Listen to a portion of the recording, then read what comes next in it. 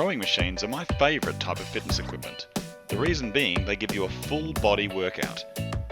When you're rowing, you work out your arms, back, legs, stomach, and most importantly, your heart muscle. This means that rowing machines give you an excellent cardiovascular workout, but also are great for muscle toning as well, so they tend to bridge that gap between strength and cardio equipment in our category. Resistance in rowing machines is provided in two different ways: magnetic resistance and air resistance. In the case of magnets, it's actually two magnets moving past each other, so there's no friction. This means the resistance is quiet, smooth, and consistent throughout the exercise.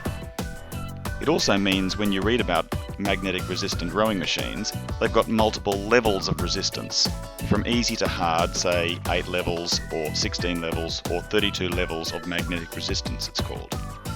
Air resistance, on the other hand, is provided by fans. The harder you pull, the faster the fan moves around and the more resistance it provides.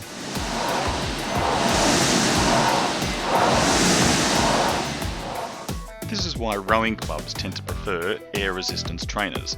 It's like the real water rowing boats. The harder you pull, the greater the resistance. Some rowing machines even come with mag air resistance. This means they have both magnets and fans to provide the best of both worlds. I should point out that magnetic resistance rowers have a thing called a flywheel, and that's literally a large metal wheel inside the housing, the rotation of which provides the smooth resistance.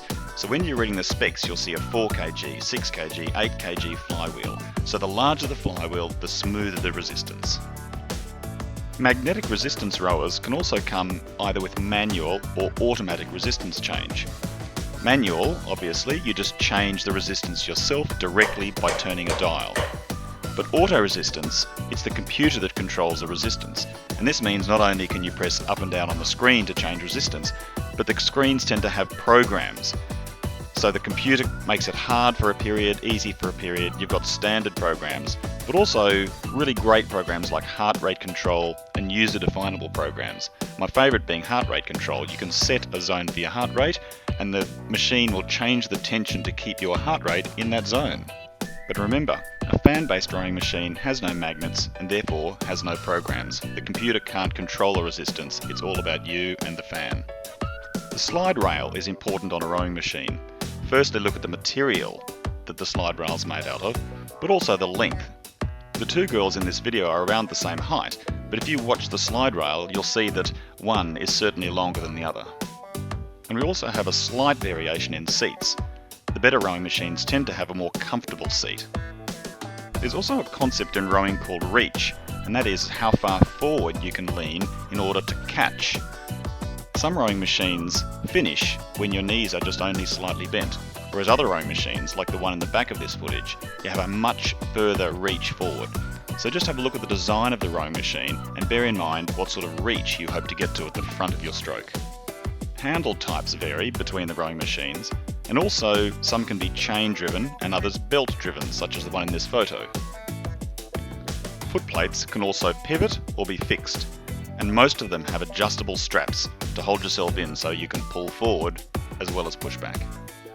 As I mentioned earlier, heart rate control is a great feature of cardiovascular equipment, but it's not practical to have a hand pulse machine on a rowing machine. So check out whether the chest strap wireless receiver is available on the machine that you're looking at.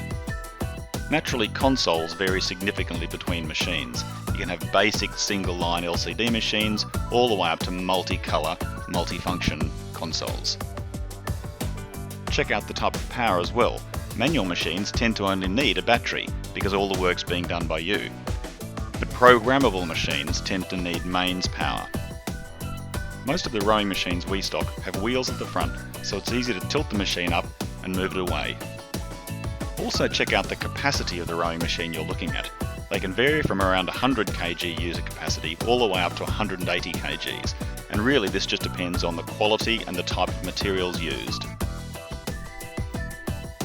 So that's everything you need to know about rowing machines. Good luck choosing, and let us know if we can help. Fit Online Fitness Equipment.